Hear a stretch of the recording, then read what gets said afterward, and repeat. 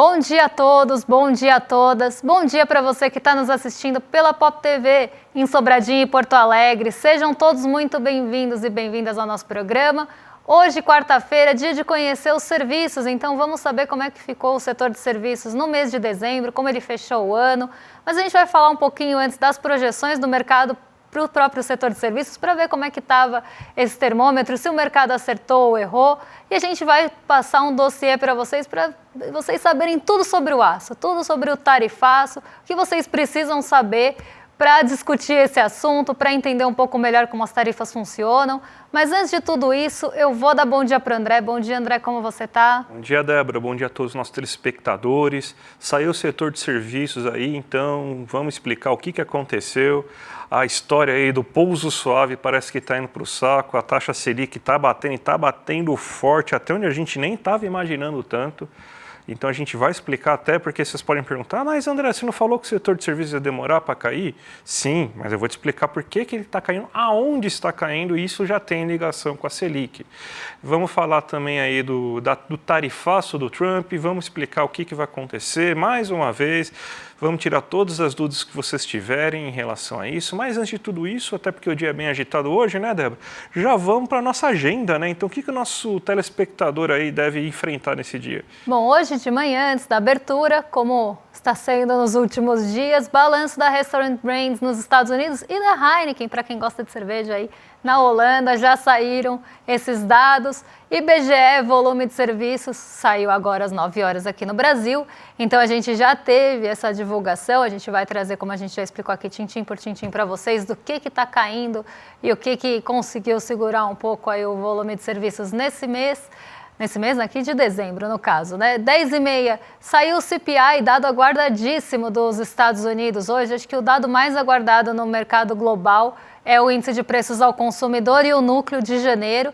Esse dado tem bastante potencial de mexer com as expectativas de juros, assim como o encontro do Jerome Powell. Na verdade, hoje ele vai apresentar aquele relatório que eu falei ontem para vocês, na Comissão de Serviços Financeiros da Câmara. E o mercado está muito ansioso para saber se Jerome Powell vai dar alguma sinalização em relação à política monetária, ainda mais porque saiu o índice de inflação por lá. Então as duas coisas estão bem ligadas e elas ficam bem na centralidade hoje entre os assuntos dos Estados Unidos. Só não vou trazer o CPI agora para vocês, posso passar muito por cima, porque não deu tempo de fazer o gráfico por conta do horário, porque nos Estados Unidos acabou o horário de verão e isso acaba mexendo com toda a agenda.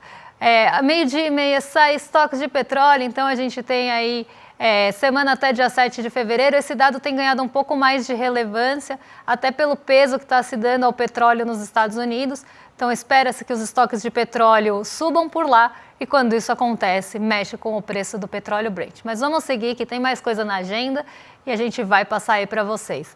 Hoje, o presidente do Fed de Atlanta, Rafael Bostic, vai discursar em um evento da Associação Nacional de Diretores Corporativos, às 2 nos Estados Unidos.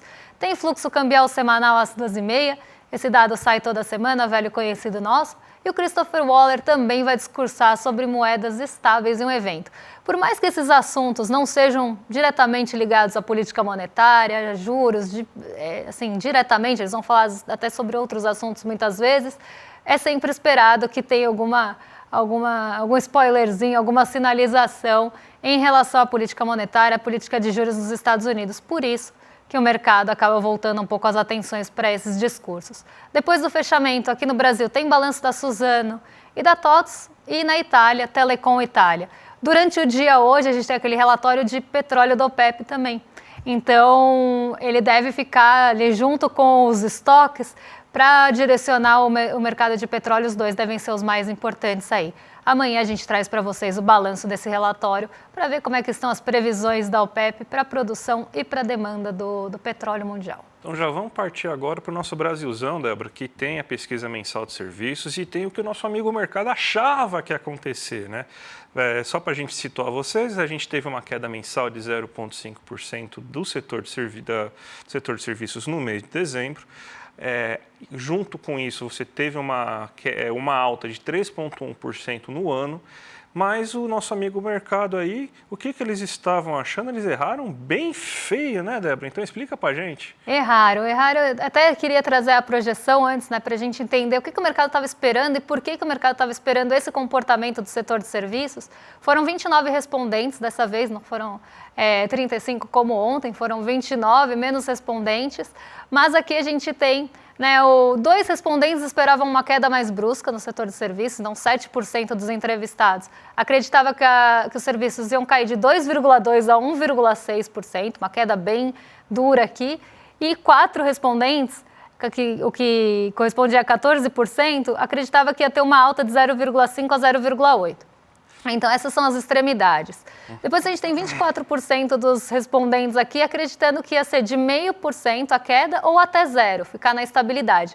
A média, quando a gente pega a média das projeções, ficou em 0%, tá? Então, a média da projeção é que os serviços não iam nem crescer, nem diminuir. Eles iam ficar realmente estáveis. Só que a gente tem a maior parte dos respondentes nessa faixa de que os serviços iam crescer de 0,1% a 0,4%. 16 respondentes acreditavam isso, 55% dos entrevistados. Então, mais do que a metade do mercado acreditava que os serviços iam crescer, iam crescer entre 0,1% e 0,4%. A mediana, o que dividiu o conjunto em duas partes, era justamente 0,1%. Então, a média e a mediana estavam muito próximos, entre 0 e 0,1%. O mercado acreditava, então, que os serviços iam ficar estáveis e que esse mês poderia ser uma retomada do setor de serviços depois de um mês de novembro ruim. Então, o mercado estava acreditando muito nesse início de retomada do setor de serviços. Mas, André, parece que não foi isso que aconteceu, né? O mercado errou por sua projeção. Então, eu acho que até, continuando um pouco nesse gancho, o mercado, ele tá...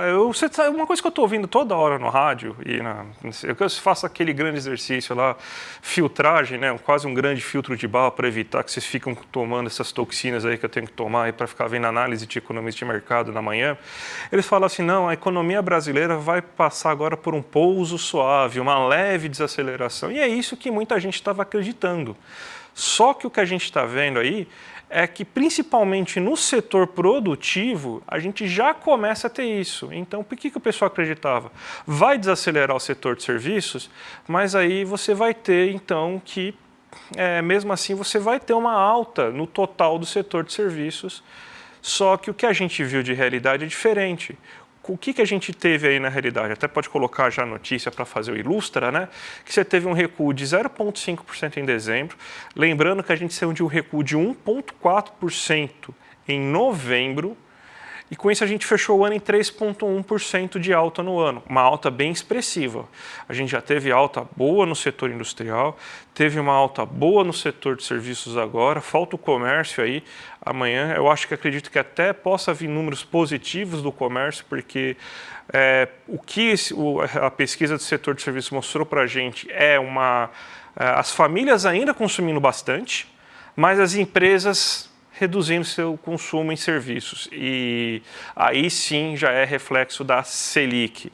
Vamos mostrar aqui primeiro qual foi o comportamento aí do setor aí nos seus principais dados, né? Mensal, acumulado em 12 meses. Uma queda de 0,5% em relação ao mês anterior. Só que um setor de serviços melhor do que a gente estava no ano passado, então 2,4%. Então, mesmo com essa queda mensal, se a gente for comparar com o mês anterior, com o ano anterior, a gente está realmente melhor, ou seja, a economia está bem melhor do que estava no ano anterior, só que a gente está desacelerando. Com isso, a gente chegou tanto no acumulado 12 meses quanto no acumulado no ano, no resultado final de 3,1%, fechando aqui. Fechando, então, esse ano de 2024. E a gente vê aqui quais são os dados aqui mais importantes, então, setores mais importantes para a gente conseguir entender da onde veio a queda e por que você não teve uma queda ainda maior. Vamos pegar aqui os serviços prestados às famílias. Teve uma alta de 0,8%. E você teve que o brasileiro gastou com alojamento e alimentação 1,1% a mais, Além disso, também gastou com outros serviços prestados às famílias 2,7% a mais. Então, bares, restaurantes, hotéis no primeiro segmento, no segundo segmento manicure, cabeleireiro, lavanderia e etc. Então, a gente teve essa alta. As famílias continuaram consumindo, até porque dezembro é um período de grande consumo das pessoas, das famílias. A gente vê isso, inclusive, no preço do transporte aéreo, que não está aqui, mas a gente consegue observar que ele cresceu 7%. Ou seja, o brasileiro viajou, o brasileiro foi no barzinho, o brasileiro foi fazer sua celebração, o brasileiro consumiu nesse mês de dezembro. Só que quem não consumiu foram as empresas brasileiras. Olha aí, as quedas estão em serviço de informação e comunicação, que é muito consumido principalmente pelas empresas, serviços profissionais administrativos e complementares, 0,7%, serviços técnico-profissionais, que aí é aquela consultoria que você utiliza, o contador, o serviço de escritório, caiu 5,1%, serviços de transporte, serviços terrestres, 2,4% de queda. Então, o que aconteceu é que o setor produtivo não consumiu serviços em dezembro. A indústria teve queda, então ela demandou menos serviços, e o setor de serviços também foi menos procurado, teve um volume menor de serviços prestados. Então, aí sim a gente começa a ver a Selic já atuando, não no serviço que a gente está habituado, que a gente sempre, quando a gente fala de setor de serviço, a gente pensa sempre no cabeleireiro, a gente sempre pensa naquele serviço que a família consome, mas não. A gente já vê o setor de serviços, os serviços prestados às empresas sendo afetados. Então é aí que está o problema. Então a Selic já está afetando, se ela já está reduzindo o ímpeto da indústria, ela também está reduzindo o ímpeto dos serviços profissionais às empresas. Então foi aqui que você teve a queda. Então sim, a gente já tem aqui uma influência da Selic no setor de serviços. Talvez isso aí, para os serviços prestados às famílias, tenha uma queda só daqui a pouco, mesmo o PMI mostrando uma queda preocupante no mês de janeiro, mas vamos ver como que vai ser isso, né? Então, o PMI é um termômetro, o PMI não é o dado finalizado, mas a gente já vê, então, as empresas procurando menos serviços, sinal de que aquela coisa do pouso suave que eles estavam falando, pode ser um belo de um pouso forçado e que eles pode causar um estrago muito rápido se a gente continuar teimando com essa política de Selic tão elevada, ainda mais com a perspectiva de chegar até 15. Imagina qual que vai ser o desastre que isso pode acontecer na economia, Débora. E hoje de manhã, até complementando aí um pouquinho o que o André estava falando, eu vi agentes do mercado, pasme você, André, falando que a Selic talvez já esteja num patamar muito alto, e que se continuar insistindo nisso, isso vai começar a pressionar principalmente ativos de risco, porque vai ter uma fuga para renda fixa, isso no mercado financeiro, isso no mercado de ativos, tá? Mas que também isso teria uma implicação nas empresas. Olha, André, quem diria, né, nossa amiga Kendi aqui aparecendo de novo, quem diria que isso ia acontecer agora, em fevereiro, o mercado começou a falar disso. Mas óbvio, é que agora vai pegar o bolso deles, né? Então, o pessoal esquece, né, que uma coisa que eu acho muito interessante é que as empresas acabam esquecendo, né, que uma parte importante do rendimento delas vem do consumo, né? E o consumo só acontece quando as pessoas têm renda, né? Elas acabam esquecendo aí que o gasto dela é a renda de outra, e as pessoas só vão comprar os produtos delas se as pessoas tiverem renda. Parece que eles esquecem momentaneamente, né, que existe essa situação aí de dependência de as pessoas terem renda para elas consumirem, né? Mas daí chega nesse momento, o calo aperta um pouquinho, elas começam, é verdade, né, gente? Pô, essa segunda parte a gente precisa que o trabalhador tenha um certo dinheiro para consumir, né? Senão eu vou vender para quem? Vender para a sua entidade preferida, não tem para quem você vender, né? Então você não vai vender para o vento, não é possível você acontecer isso. Então, mais uma vez, é o mercado financeiro sentindo as consequências dos seus próprios atos, né? Exatamente, eu não sei que seja nosso amigo vento aqui da produção, mas outro vento não vai comprar mesmo. Agora a gente vai falar sobre tarifaço, né? Esse assunto que está muito aí no centro das discussões, está todo mundo falando sobre a tarifa do aço, e eu vim percebendo, inclusive conversando com alguns colegas aqui no próprio ICL, vendo as dúvidas de vocês que surgem no chat, nos comentários dos vídeos, então eu resolvi fazer um compiladão aqui para vocês, de tudo que vocês precisam saber para conseguir entender toda essa questão da tarifa do aço. Então a gente vai começar lá atrás, explicando para vocês como é que isso funciona, quem que é afetado, até trazendo alguns números, e a gente vai passando quem ganha, quem perde, quase fazendo aqui uma análise crítica disso, né? Quem que se favorece disso, quem que não se favorece, quem que se beneficia, quem sai perdendo, por que isso está acontecendo, quais movimentos aconteceram lá nos Estados Unidos para levar o Trump nessa direção, o que eles estão vendo em relação ao Brasil, e aí, por fim, a gente vê quem que vai ser mais afetado aqui no Brasil e quem vai ser menos dentro dessa indústria siderúrgica. Mas vamos começar lá do princípio, dos primórdios.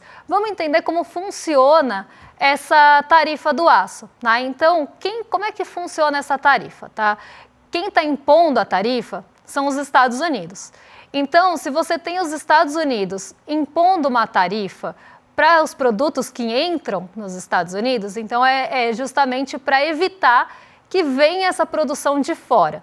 Então eu trouxe aqui um exemplo muito simplificado para vocês, só para vocês acompanharem comigo o raciocínio e entender como é que isso é imposto. Claro, aqui eu fiz uma simplificação para ficar mais didático para vocês, mas vamos pensar que uma empresa brasileira vende aço para os Estados Unidos a $100 por tonelada. Então a empresa vai comprar aqui do Brasil porque o preço está competitivo, pode ser que tenha inclusive alguma vantagem de comprar do Brasil, então ele vai comprar do Brasil, às vezes valorização ou desvalorização cambial pode mexer com isso, inclusive a gente vai tocar nesse ponto daqui a pouquinho, pode ter alguma vantagem de comprar aqui do Brasil e não comprar lá dos Estados Unidos, comprando aqui sai mais barato. Então vamos pensar que é $100 por tonelada aqui no nosso exemplo. Aí vai o governo dos Estados Unidos e coloca uma tarifa de 25%. Essa tarifa afeta quem? Quem exporta para os Estados Unidos. Então, quem vendia para os Estados Unidos a $100, a partir do momento que entra com uma tarifa de 25%, aqui numa simplificação muito grande, o aço vai chegar para os Estados Unidos custando $125. Então, aquele aço que antes chegava ali para quem comprava, para uma empresa, por exemplo, a 100, se comprar dos Estados Unidos vai pagar 125 porque tem 25% de tarifa. Só que, se essa mesma empresa comprar dentro dos Estados Unidos, ela vai continuar pagando 100, porque lá dentro não tem essa tarifa alfandegária, essa tarifa comercial. Então, aqui, claro, está muito simplificado, mas é justamente para vocês entenderem quem que se favorece e o que eles estão tentando diminuir com isso. Eles estão tentando diminuir que entre aço nos Estados Unidos de outros países. O Brasil é o segundo maior exportador de aço para os Estados Unidos e por isso que a gente está sendo tão afetado. Porque esse aço vai chegar mais caro por conta da tarifa. Então, o que eles querem estimular? A compra do aço produzido nos Estados Unidos. A grande questão é, e eu já falei isso algumas vezes, a produção dos Estados Unidos de aço está em declínio há algum tempo. Ela não é uma produção que está ali fortalecida, uma produção que está muito pujante, não está acontecendo isso. Então, vai demorar um tempo para as siderúrgicas voltarem a produzir o aço suficiente para suprir a demanda dos Estados Unidos, das indústrias, das montadoras. Inclusive, tem uma matéria bem interessante hoje, que eu li, inclusive, na Bloomberg, se não me engano, que falava justamente sobre o impacto das montadoras e que as montadoras estão indo para o Congresso lá estadunidense para discutir essa questão de como isso pode prejudicar as montadoras, que são alvo, inclusive, de algumas também, alguns benefícios, enfim, alguns subsídios que o Trump queria fazer. Né? Ele queria fomentar as montadoras dos Estados Unidos e elas vão ser já prejudicadas por essa questão do aço. Então, o que a gente precisa entender aqui? O aço que vai ser exportado do Brasil ou importado nos Estados Unidos vai ficar mais caro do que o comprado lá dentro. Com isso, Donald Trump gostaria de fomentar e fortalecer a indústria nacional de aço. Então, esse é o ponto, tá? Então, aqui, eu até coloquei aqui impacto no mercado. Produtores americanos vendem por $100 a tonelada e ficam mais competitivos, porque ficaria $25 por tonelada mais barato. Empresas brasileiras vão perder as vendas porque vão ficar mais caras. E consumidores nos Estados Unidos podem pagar mais caros por produtos que usam aço, porque vai virando uma cadeia, certo? Então, vamos pensar que a demanda lá é grande por aço, mas eles não têm oferta suficiente para suprir essa demanda, porque, como já falei, as empresas lá estão em declínio. Se eles não vão ter de onde comprar lá de dentro, eles vão continuar, no curto prazo, importando aço dos outros países, só que importando um aço mais caro. Isso vai deixar a produção mais cara, vai deixar o custo de produção mais caro, e no final, produtos que levam aço também vão ficar mais caros. Então, no curto prazo, enquanto essa indústria não estiver fomentada lá nos Estados Unidos, vai ser um tiro no pé e pode ser um fator de pressão inflacionária, que é o que está sendo muito discutido hoje. Mas vamos seguir, porque a gente ainda tem um pouco mais de coisa para falar com vocês. Quem ganha com a sobretaxa do aço e alumínio nos Estados Unidos? Bom, os próprios produtores de lá, né, que vão ter menos concorrência porque os preços vão estar mais altos, e a gente já viu uma valorização de algumas ações de siderurgia nesse sentido, por mais que elas ainda não consigam suprir a demanda, a gente sempre lembra vocês que o mercado age na expectativa. Então, diante de uma expectativa de aumento de produção para suprir essa demanda interna dos Estados Unidos, pode ser que empresas grandes como a US Steel, a Alcoa, se beneficiem diretamente desse movimento, porque elas vão ter ali o maior mercado consumidor interno que pode induzir elas a produzir mais aço e ter mais lucro no futuro, já que vai ter essa barreira do aço que entra de fora. Tá? Então, esse é um outro ponto. E o governo também reforça um discurso protecionista e atrai apoio do setor industrial. Só que aí a gente tem que tomar um pouco de cuidado, porque nem todo setor industrial vai apoiar isso, como o caso das montadoras, que já estão aí pensando em como eles vão rebater essas tarifas, porque isso deve impactar muito a produção, por exemplo, dos automóveis, que depende do aço e depende muito do aço importado.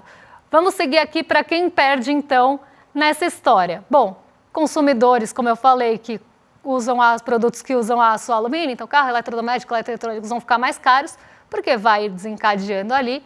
Exportadores dos Estados Unidos podem também ter um prejuízo nisso, porque se você impõe uma barreira ali, uma tarifa, pode ter retaliação do país afetado. Então, a China, por exemplo, pode trazer uma retaliação em resposta e isso vai prejudicar quem exporta. Então, vai ter uma barreira dupla, né? Então, a China também vai colocar uma barreira, outros países podem colocar barreiras a produtos que também são importados dos Estados Unidos e aí os exportadores podem sair também perdendo nessa. Setores dependentes de aço e alumínio, já falei, então a matéria-prima fica mais cara, o produto fica mais caro, porque no curto prazo não tem aí quem supra essa demanda. E o setor agrícola, por mais que seja muito indiretamente, também pode acontecer por conta das retaliações. Então, as retaliações podem mexer com outros setores que às vezes a gente nem pensa, porque isso aconteceu no primeiro mandato do Trump. Alguns setores começaram a sofrer por conta de retaliações em resposta às tarifas impostas lá no primeiro governo dele, porque ele já fez isso, depois mudou para sistema de cotas, a gente já explicou isso para vocês. Então, outros setores podem começar a perder mercado por conta da retaliação que pode começar a acontecer em outros países que têm relações comerciais com os Estados Unidos. E é isso que ninguém quer. Pode passar aí para a próxima página para o pessoal em casa acompanhar. É isso que ninguém quer. Que tem uma guerra comercial que começa a prejudicar todo mundo no final das contas. Vai prejudicar outros países, vai prejudicar alguns setores industriais dos Estados Unidos, vai prejudicar alguns exportadores dos Estados Unidos. Então, essa guerra comercial, no final, acaba prejudicando quase todo mundo. Aqui a gente tem o balanço da primeira medida do Trump 1, né, que foi quando ele teve essa adoção. Ele criou 8.700 empregos, mas isso custou mais por vaga. E empresas siderúrgicas lucraram 2,4 bilhões, mas as empresas que compram aço pagaram 5,6 bilhões a mais. Então, não barateou a produção dos Estados Unidos, por mais que as siderúrgicas estadunidenses tenham lucrado um pouco mais, para quem compra o aço, para quem usa o aço, ficou muito mais caro, ficou 5,6 bilhões mais caro. Então, ele agrada um lado, mas vai desagradar vários outros setores dentro da própria indústria americana que ele quer fomentar. Vamos ver aí por que o Brasil ficou na mira do aço, né? Por que o Brasil ficou na mira dos Estados Unidos, não do aço? O aço brasileiro ficou na mira, gente, que confusão. Por que o aço brasileiro ficou na mira dos Estados Unidos? Um assessor de Trump, o Peter Navarro, acusou o Brasil de vender aço mais barato usando real desvalorizado e subsídios. Então, a gente estava com uma moeda desvalorizada e tinha alguns subsídios. E esse Peter Navarro, como a gente é o segundo maior exportador aí para os Estados Unidos, começou a falar que o nosso aço estava chegando muito mais barato, que estava quase inundando ali os Estados Unidos de aço brasileiro e que isso era pouco competitivo. Então, o Brasil entrou na mira justamente para isso. Aí eu trouxe alguns números para vocês. A gente exportou quase 4 milhões de toneladas de aço para os Estados Unidos em 2023. Isso representa 14% do total das importações americanas de aço. E ainda em 2024, tá, esse dado pode ser atualizado, 2024 cresceu mais ainda. O que está em jogo? Possível sobretaxa do aço brasileiro e risco de impacto na siderurgia do Brasil e aumento dos preços nos Estados Unidos. Isso a gente já explicou porque a siderurgia aqui exporta muito para lá, algumas empresas vão ser mais afetadas, a gente vai falar daqui a pouquinho, e os preços lá vão aumentar enquanto eles tiverem que importar aço de outros países. Mas vamos seguir aqui que tem mais coisa para explicar para vocês. No Brasil, quem ganha e quem perde com essa sobretaxa? Empresas menos dependentes dos Estados Unidos vão sair ganhando. Então, a Uzi Minas, por exemplo, não tem como foco os Estados Unidos como foco de exportação. Uzi Minas exporta mais para a Argentina, então vai ser menos impactada. A Gerdau, eu falei ontem para vocês, a Gerdau ela tem fábrica nos Estados Unidos, ela tem planta aqui e ela tem planta dentro dos Estados Unidos. Então, ela consegue driblar aí parte dessa sobretaxa, porque parte da produção é feita nos próprios Estados Unidos. Então, feita lá dentro, não vai ter a tarifa, por mais que seja uma empresa brasileira. Inclusive, o Donald Trump gostaria que isso acontecesse, que as empresas fossem lá produzir, para gerar empregos lá, para gerar renda lá. Então, por mais que parte desse lucro venha remetido aqui para o Brasil, você está gerando uma parte de empregos ali nos Estados Unidos. Então, por mais que tenha toda essa vontade de fomentar a indústria nacional, eles também querem atrair alguns países a fazer a planta produtiva lá, como foi o caso da Gerdau. A Gerdau já tem planta nos Estados Unidos há algum tempo e tem como mercado consumidor os próprios Estados Unidos. Mas vamos seguir aqui para ver quem que perde aqui no Brasil. A CSN exporta 20% do volume da produção para os Estados Unidos e isso representa 15% da receita. De todas, ela é a mais prejudicada. Das 3 mais conhecidas, ela é a que sai perdendo. E o setor siderúrgico como um todo acaba perdendo mercado, porque pode enfrentar aí queda na demanda e nos preços. Então, a gente vê que tem uma série de desencadeamentos da tarifa do aço, que eu tentei falar rápido, né, ficou um pouquinho corrido, mas a gente vê que tem uma série de desencadeamentos que podem vir disso, que às vezes a gente nem pensa. Por exemplo, as retaliações podem começar a afetar outros setores dos Estados Unidos, as montadoras já estão pensando nesse impacto, já estão medindo esse impacto. Então, a gente precisa pensar nisso realmente de uma forma ampla para entender, né, quem que Donald Trump está querendo favorecer, quem que ele está querendo proteger com isso e como funciona para que a gente consiga discutir isso com mais profundidade. Débora, vamos chamar a nossa audiência agora para a aula que vai acontecer amanhã, quinta-feira, aí, que é a nossa aula aberta, a Vingança dos Humilhados. E a gente tem, então, que são mais de 3.000 alunos e alunas que já estão matriculados no curso Repensando o Brasil, a primeira pós-graduação em parceria com a FESP, que é uma instituição de ensino aí muito tradicional no Brasil. E a gente está com parceria com ela para oferecer essa pós completamente nova. Olha só o time que vai estar junto com vocês aí nessa pós. Ó.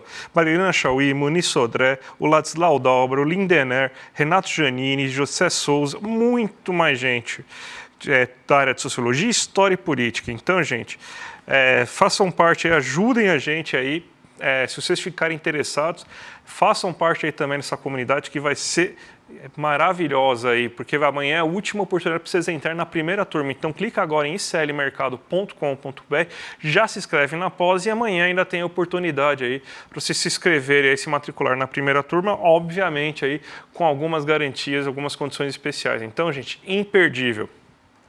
E agora vocês ficam aí na sequência com o Rolê ICL, nossos vizinhos de cima já prontos para receber vocês. Hoje, Roberta Garcia e Guga Noblar, vocês estão em mais do que excelente companhia e amanhã a gente volta para tratar os principais assuntos do dia com vocês. Um beijão e até lá, pessoal. Até mais, gente. Tchau, tchau.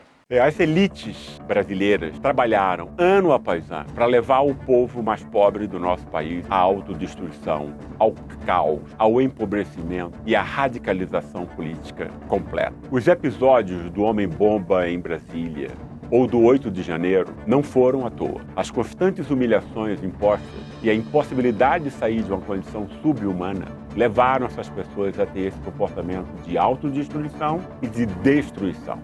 Afinal, o que impede quem já não tem nada a perder? Quer entender melhor como isso acontece? Então você precisa se inscrever agora para participar da aula magna aberta que eu, juntamente com Renato Giannini Ribeiro, daremos para o ICL. A Vingança dos Humilhados. Como as elites brasileiras condenaram os mais pobres à autodestruição. E essa aula será no dia 13 de fevereiro, uma quinta-feira, a partir das 20 horas, todos os canais do ICL.